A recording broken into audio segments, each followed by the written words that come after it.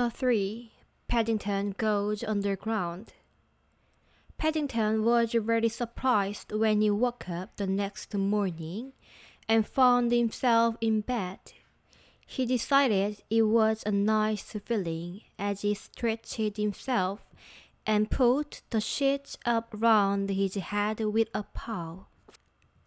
He reached out with his feet and found a cool spot for his toes.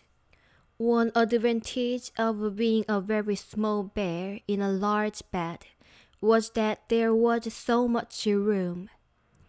After a few minutes, he poked his head out cautiously and sniffed. There was a lovely smell of something coming under the door. It seemed to be getting nearer and nearer. There were footsteps too, coming up the stairs. As they stopped by the door, there was a knock, and Mrs. Bird's voice called out, "Are you awake, young Paddington?" "Only just," called out Paddington, rubbing his eyes. The door opened. "You've had a good sleep," said Mrs. Bird as she placed a tray on the bed and drew the curtains. Paddington eyed the tray hungrily. There was half a grapefruit in a bowl, a plate of bacon and eggs, some toast, and a whole pot of marmalade, not to mention a large cup of tea. "Is all that for me?" he exclaimed. "If you don't want it, I can soon take it away again," said Mrs. Bird. "Oh, I do," said Paddington hurriedly. "It's just that I've never seen so much breakfast before." "Well, you'd better hurry up with it." Mrs. Bird turned in the doorway and looked back. "Because you're going on a shopping expedition this morning with Mrs. Brown and Judy. And all I can say is, thank goodness I'm not going to." She closed the door. "Now I wonder what she means by that," said Paddington. But he didn't worry about it for very long. There was far too much to do. It was the first time he had ever had breakfast in bed, and he soon found it wasn't quite so easy as it looked. First of all, he had trouble with the grapefruit. Every time he pressed it with his spoon, a long stream of juice shot up and hit him in the eye, which was very painful. And all the time he was worried because the bacon and egg were getting cold. Then there was a question of the marmalade. He wanted to leave room for the marmalade. In the end, he decided it would be much nicer if we mixed everything up on the one plate and sat on the tray to eat it. "Oh, Paddington," said Judy when she entered the room a few minutes later and found him perched on the tray. "Whatever are you doing now? Do hurry up. We are waiting for you downstairs." Paddington looked up, an expression of bliss on his face. That part of his face which could be seen behind egg whiskers and toast crumbs. He tried to say something, but all he could manage was muffled grunting noise which sounded like "I'm just coming" or rolled into one. "Really?" Judy took out her handkerchief and wiped his face. "You are the stickiest bear imaginable, and if you don't hurry up, all the nice things will be gone. Mommy's going to buy you a complete new outfit from Barkeridge's. I heard her say so. Now comb your fur quickly and come on down." As he closed the door, Paddington looked at the remains of his breakfast. Most of it was gone, but there was a large piece of bacon left, which it seemed a pity to waste. He decided to put it into his suitcase in case he got hungry later on. He hurried into the bathroom and rubbed his face over with some warm water. Then he combed his whiskers carefully. And a few moments later, not looking perhaps as clean as he had done the evening before, but quite smart, he arrived downstairs. "I hope you are not wearing the hat," said Mrs. Brown as she looked down at him. "Oh, do let him, Mommy," cried Judy. "It's so unusual." "It's unusual, all right," said Mrs. Brown. "I don't know that I've ever seen anything quite like it before. It's such a funny shape. I don't know what you'd call it." "It's a bush hat," said Paddington proudly. "And it saved my life." "Saved your life?" repeated Mrs. Brown. "Don't be silly. How could a hat save your life?"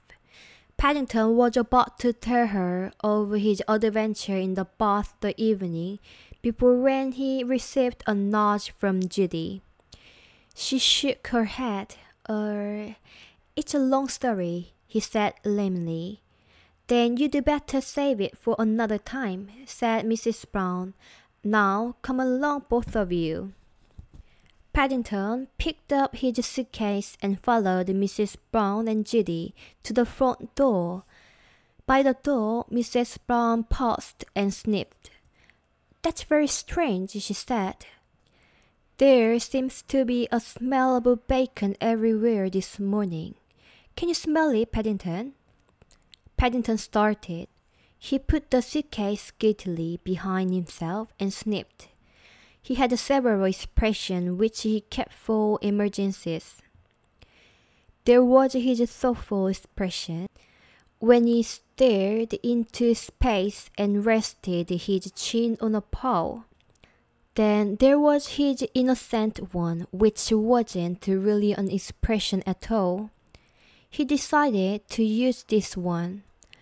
"It's very strong," he said truthfully, for he was a truthful bear. And then he added, perhaps not quite so truthfully, "I wonder where it's coming from." "If I were you," whispered Judy as they walked along the road toward the tube station, "I should be more careful in future when you packed your suitcase." Paddington looked down. A large piece of bacon stuck out of the side of his case and was trailing on the pavement. "Shoo!" cried Mrs. Brown as a grubby-looking dog came bounding across the road. Paddington waved his suitcase. "Go away, dog," he said sternly. The dog licked its lips, and Paddington glanced anxiously over his shoulder as he hurried on, keeping close behind Mrs. Brown and Judy. "Oh dear," said Mrs. Brown, "I have a funny feeling about today, as if things are going to happen. Do you ever have that feeling, Paddington?" Paddington considered for a moment. "Sometimes," he said vaguely as they entered the station. At first, Paddington was a little bit disappointed in the underground. He liked the noise and the bustle, and the smell of the warm air which greeted him as they went inside. But he didn't think much of the ticket. He examined carefully the piece of green cardboard which he held in his paw. "It doesn't seem much to get for 80p, he said, after all the lovely whirring and clanking noises the ticket machine had made. It didn't seem disappointing. He'd expected much more for his money. "But Paddington," Mrs. Bird sighed, "you only have a ticket so that you can ride on the train. They won't let you on otherwise." She looked and sounded rather flustered. Secretly, she was beginning to wish they had waited until later in the day, when it wasn't quite so crowded. There was also the peculiar business of the dogs. Not one, but 6 dogs of various shapes and sizes had followed them right inside. She had a funny feeling it had something to do with Paddington, but the only time she caught his eyes, it had such an innocent expression she felt quite upset with herself for having such thoughts. "I suppose," she said to Paddington as they stepped on the escalator, "we ought really to carry you. It says you're supposed to carry dogs, but it doesn't say anything about bears." Paddington didn't answer. He was following behind in a dream. Being a very short bear, he couldn't easily see over the side, but when he did, his eyes nearly popped out with excitement. There were people everywhere. He'd never seen so many. There were people rushing down one side, and there were more people rushing up the other. Everyone seemed in a terrible hurry, and he stepped off the escalator. He found himself carried away between a man with an umbrella and a lady with a large shopping bag. By the time he managed to push his way free, both Mrs. Brown and Judy had completely disappeared. It was then that he saw a most surprising notice. He blinked at it several times to make sure, but each time he opened his eyes it said the same thing, followed the amber right to Paddington. Paddington decided the underground was quite the most exciting thing that had ever happened to him. He turned and trotted down the corridor, following the amber light, until he met another crowd of people who were queuing for the up escalator. "Here," said the man at the top as he examined Paddington's ticket. "What's all this? You haven't been anywhere yet." "I know," said Paddington unhappily. "I think I must have made a mistake at the bottom." The man sniffed suspiciously and called across to an inspector. "There's a young bear, smelling of bacon, says he made a mistake at the bottom." The inspector put his thumb under his waistcoat. "Escalators is for the benefit and convenience of passengers," he said sternly, "not for the likes of young bears to play on, especially in the rush hour." "Yes, sir," said Paddington, raising his hat, "but we don't have escalators," said the inspector helpfully. "Laters," said Paddington. "In darkest Peru, I've never been on one before, so it's rather difficult." "Darkest Peru," said the inspector, looking most impressed. "Oh well, in that case," he lifted up the chain which divided the up and down escalators. "You'd better get back down, but don't let me catch you up to any tricks again." "Thank you very much," said Paddington gratefully as he ducked under the chain. "It's very kind of you, I'm sure."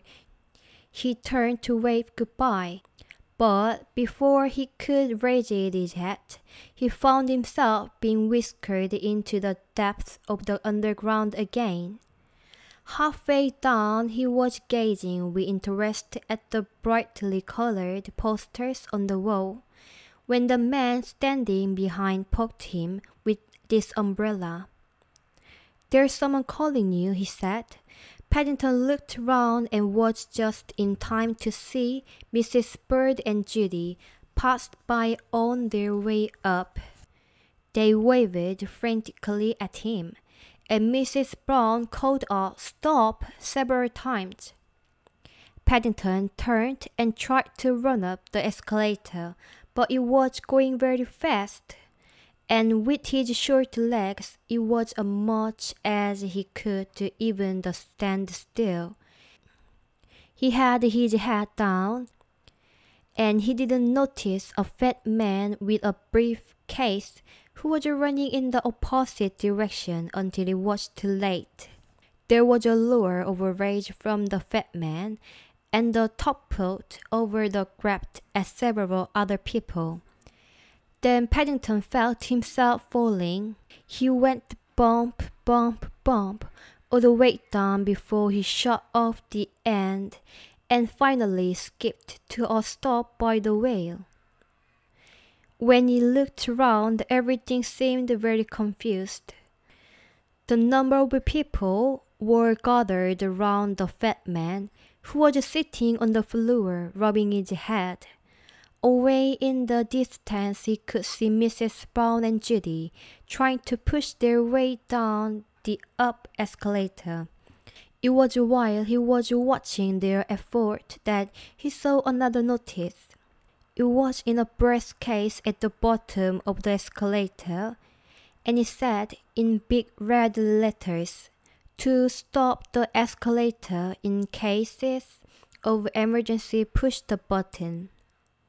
It also said in much smaller letters, "Penalty for improper use £50. But in his hurry, Paddington did not notice this.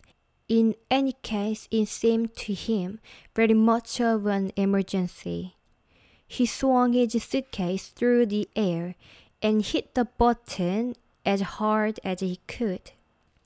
If there had been confusion while the escalator was moving, there was even more when it stopped. Paddington watched with surprise as everyone started running about in different directions, shouting at each other. One man even began calling out, "Fire!" and somewhere in the distance a bell began to ring.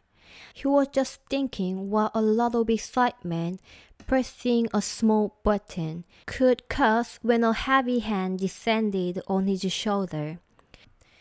"That's him," someone shouted, pointing an accusing finger. "Saw him do it with me own eyes, as large as life." "Hit it with his case," shouted another voice. "Ought not to be allowed." While from the back of the crowd someone else suggested sending for the police. Paddington began to feel frightened, but turned and looked up at the owner of the hand. "Oh," said the stern voice, "it's you again. I might have known." The inspector took out a notebook. "Name, please."